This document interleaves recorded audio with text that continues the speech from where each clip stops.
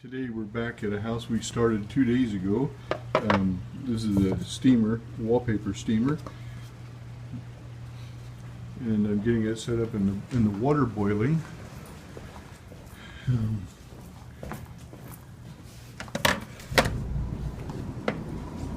We just re-vacuumed everything. This house was this is definitely a salvage job.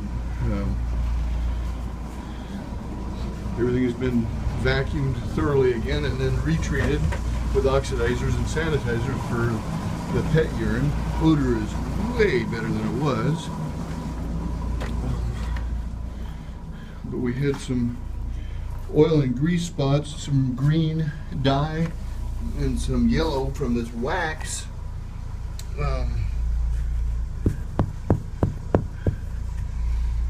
We hopefully are going to be able to get all the way out. We're agitating everything in right now, then we'll extract it and dry it, and then vacuum it again on our way out.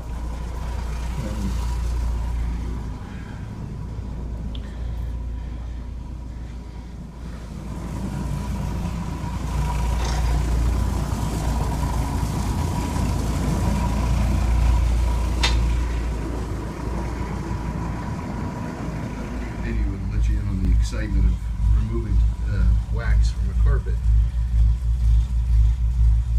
You want to keep the heat on long enough to liquefy the wax, but not so much that it delaminates or causes problem with the backing. These tufts are placed into what they call a primary backing, which is the latex glued to a secondary backing. And enough heat or certain products will actually cause that latex to get weak and separate, and it's called delamination. So you just want to keep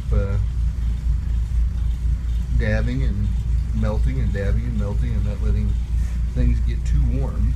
If you're using an iron for this, you want to make sure that you have a moist cloth, and that you're very cautious not to let the iron sit directly on the fibers for too long, or it'll burn and curl, distort the fibers permanently. That's why I like the steamer, is it's more foolproof. And if you push into this fast enough, once it's freshly been heated, you have to have the right screen to go with the pain that comes with that.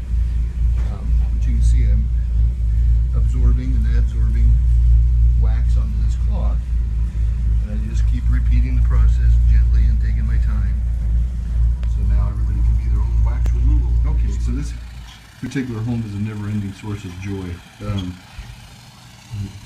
Back here to clean it again today, and it's a multi-step cleaning. It's a salvage of a carpet that was really abused, and found us another big wax spot. Now we removed most of the bulk of the wax right off the top.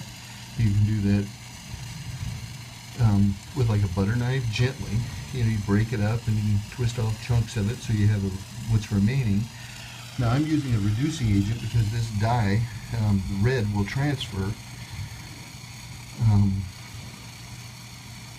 And there's a difference between a synthetic dye and a natural dye, like a juice dye.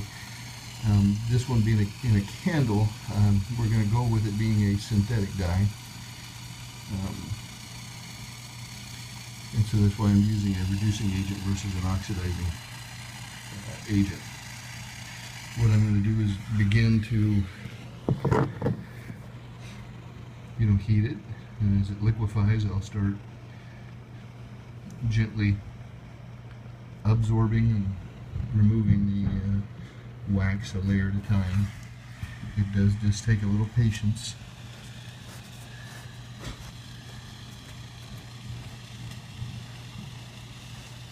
And when we remove this here, you want to make sure you don't damage the wood or the paper. We'll go ahead and remove this wax as well, the same method. Just have to again pay attention. We don't want to liquefy it to the point that it runs down behind the carpet. We don't remove it. We want to catch it before it starts to run. Probably about 10 or 12 minutes into this at the moment, you'll be able to see that the wood still has red on it, You can feel it, and you can't feel any wax. That's what's absorbed inside the wood that I'm not going to be able to get. I'll treat it before I leave with some reducing agents with hopes it'll diminish.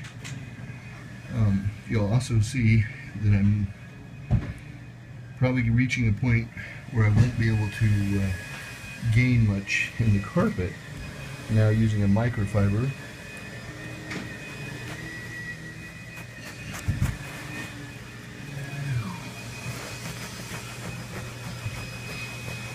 no detectable wax by feel. However, the way you color a carpet when it's a nylon carpet is you use heat, pressure, and a dye. And so it opens up the dye sites and accepts the color. When you have a hot candle wax, often it's replicated and it becomes permanent. We'll keep at it a little while and then color it, and we have a good chance of complete removal by tomorrow, letting it sit. Excuse me. Sit treated with reducing agent.